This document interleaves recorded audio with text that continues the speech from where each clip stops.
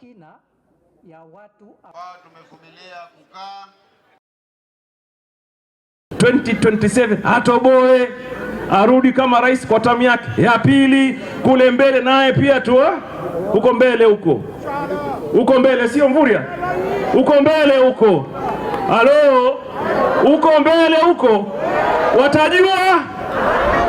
watajua uko wapi mbele. Tumesema safari hii region yetu ya Pwani ni lazima iheshimiwe, kura yake ihesabiwe, kura yake iwe na maana kwa taifa la Kenya, kwa sababu hawa watu wengi wanaongea, wanasema wako na numbers, wanasema namna hiyo, na sisi kwani hatuna watu hapa?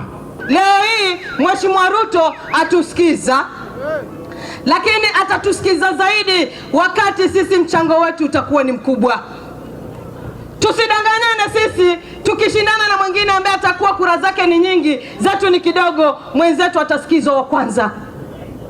Kila aliye hapa leo yajua, tunataka barabara sisi kutoka hapo kwenda Tiribe iwe Kwelani.